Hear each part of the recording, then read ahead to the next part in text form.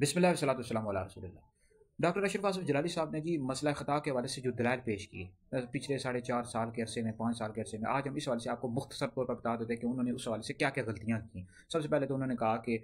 سیدہ پاک سے خطۂ اجتہادی ہو، بھائی یہ اہل سنت و جماعت کا ہرگز مسلمہ نظریہ نہیں ہے، یہ اقوال وغیرہ میں پیش کرتے رہتے ہیں، بعض مفسرین نے لکھے ہوئے ہیں، محدثین نے لکھے ہوئے ہیں۔ اس حوالے سے ہم نے پچھلی ویڈیو میں اعلیٰ حضرت نے جو لکھا ہے ظلال الانقاء میں، کہ جو مفسرین نے بعض مفسرین نے ایسی ایسی باتیں لکھ دی ہیں کہ لازم نہیں ہے کہ ان سب کا قبول کرنا ضروری ہے، تو بعض ڈاکٹر صاحب نے اس طرح کے اقوال وغیرہ پیش کرتے رہتے ہیں، تو یہ سب سے بڑی غلطی ہے کہ انہوں نے اقوال پیش کر دی، اہل سنت کا مسلمہ نظریہ پیش نہیں کیا۔ اچھا دوسری کہ آپ ڈاکٹر صاحب نے یہ کہا کہ سیدہ پاک سے خطۂ اجتہادی ہوئی، پھر وہ استدلال کرنا شروع ہو گیا کہ انبیاء علیہ الصلوۃ والسلام کی خطاؤں کو بیان کیا جی کہ انبیاء علیہ الصلوۃ والسلام سے خطۂ اجتہادی ہو سکتی ہے جبکہ وہ معصوم ہے، تو یہ غیر معصوم ہے، ان سے کیوں نہیں ہو سکتی؟ اس حوالے سے شیخ عبدالحق محدث رحمۃ اللہ علیہ نے اشیاۃ الامات میں لکھا ہے، ڈاکٹر صاحب توجہ کریں اور ڈاکٹر صاحب کے شاگرد بھی توجہ کریں کہ انبیاء علیہ الصلوۃ والسلام سے جو خطۂ اجتہادی ہوتی ہے ان کا ذکر کرنا زبانوں پر لانا ہرگز بھی اجازت نہیں ہے۔ بار شریعت میں پڑھیں، بار شریعت پڑھیں کہ قرآن مجید کی تلاوت اور حدیث کی روایت کے علاوہ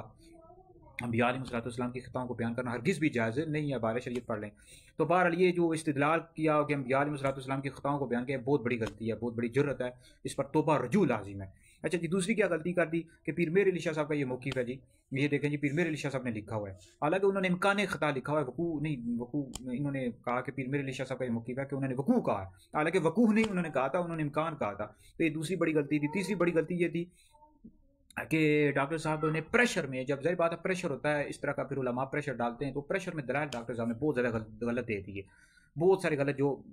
دلائل انبیاء علیہ الصلوۃ والسلام کی خطاؤں کو بیان کر دیا۔ پھر میرے علی شاہ صاحب کا جو موقف ہی نہیں تھا وہ امکان کے درجے میں، وقوع کے درجے میں ان کے کھاتے میں ڈال دیا، پھر پریشر میں دلائل غلط دیا۔ پھر چوتھی بڑی غلطی یہ پیش کی کہ مسلمہ نظریہ پیش نہیں کیا۔ یہ سب سے بڑی غلطی ہے کہ آپ اہل سنت کا مسلمہ نظریہ پیش کریں، شرح کا نصفی شرح اکبر سے دکھا دیں کہ جی یہاں لکھا ہوا ہے مسلمہ یہ نظریہ اہل سنت کا مذہب ہے، سارے علماء چیک کر لیں گے۔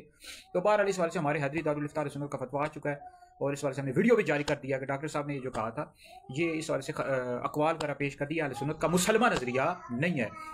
اور سیدہ پاک کو خطۂ اجتہادی کے والے سے کہنا کہ ان سے خطۂ اجتہادی اہل سنت کا مسلمہ نظریہ نہیں ہے۔ باقی افضل البشر بعد الانبیاء حضرت سیدنا ابوبکر صدیق رضی اللہ تعالیٰ عنہ کو غاصب ظالم کہنے والا دوزخی ہے اور اہل سنت و جماعت سے خارج ہے۔ اور ڈاکٹر اشرف آصف جلالی صاحب اہل سنت کے عالم ہے، ٹھیک ہے، جو ان کو برا بلا کہتے رہتے ہیں، ان کو گمراہ کہتے رہتے ہیں، ہرگز بھی جائز نہیں ہے، ہمارے اپنے عالم ہے، لیکن ہم ان سے علمی اختلاف کر رہے ہیں اور ان کی توجہ دلا رہے ہیں۔ تو بہرحال انہوں نے رجوع کر لیا تھا ڈاکٹر صاحب نے، ابھی پچھلے سال رجوع کر لیا ہے، ابھی پھر انہوں نے کہا کہ علامہ عبدالعزیز پرہاروی صاحب کا قول پیش کر دیا، بھائی ان کا ذاتی موقف ہے علامہ عبدالعزیز پرہاروی کا، اہل سنت کا مسلمان نظریہ انہوں نے پیش نہیں کیا۔ تو بہرحال ڈاکٹر صاحب نے کچھ غلطیاں کی جس کی وجہ سے مسئلہ وہ سلجھا نہیں سکے۔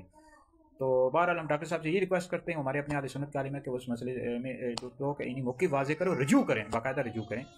تاکہ جو انتشار ہے ختم ہو جائے۔ تو باقی یہ ہے کہ اس والے سے ہماری ویڈیوز، ہمارے فتاوی جات یہ یوٹیوب سوشل میڈیا پر موجود ہے، ان کو شیئر کریں، آپ لوگوں کے لیے بہت بڑا صدقہ جاریہ ہے۔